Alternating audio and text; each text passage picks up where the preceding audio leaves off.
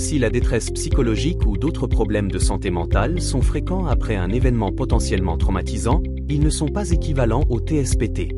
Une personne souffre d'un TSPT si elle a des symptômes de reviviscence, si elle évite tout ce qui lui rappelle l'événement et est dans un état d'hypervigilance qui provoque une détresse importante et qui interfère avec ses activités quotidiennes et sa vie familiale, sociale, scolaire ou professionnelle.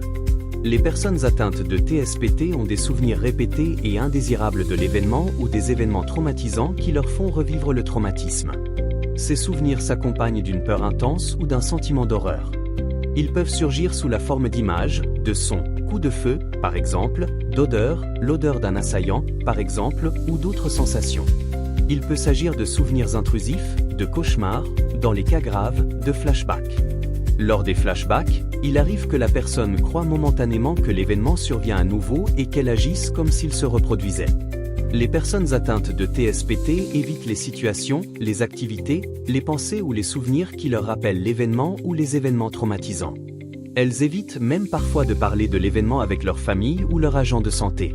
Ces stratégies visent à éviter des souvenirs pénibles.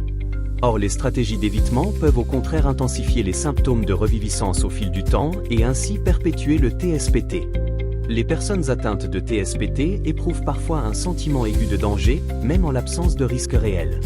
Elles sont alors beaucoup plus vigilantes que d'habitude, par exemple elles surveillent en permanence leur environnement à l'affût d'éventuelles menaces ou ressentent le besoin de s'asseoir dos au mur dans les lieux publics. Il arrive aussi qu'elles sursautent facilement et réagissent par une peur excessive aux mouvements brusques ou aux bruits forts.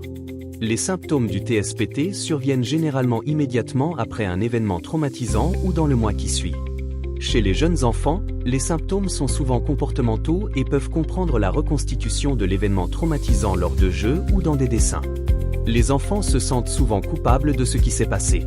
Par ailleurs, les manifestations du TSPT peuvent varier d'une culture à l'autre. Par exemple, il est parfois plus acceptable dans certaines cultures d'exprimer sa colère au sujet de l'événement, ce qui rend l'expérience vécue plus visible. Dans d'autres cultures, les personnes atteintes de TSPT se plaignent parfois davantage de problèmes physiques aux causes incertaines, comme des maux de tête ou des symptômes gastro-intestinaux. Certaines personnes atteintes de TSPT peuvent aussi présenter un trouble dépressif, des troubles anxieux et des troubles liés à l'usage de substances psychoactives ou avoir des pensées et des comportements suicidaires. De nombreuses conséquences du TSPT, par exemple les tensions physiques ou l'usage nocif de l'alcool, sont également des facteurs de risque d'autres maladies, comme les maladies cardiovasculaires.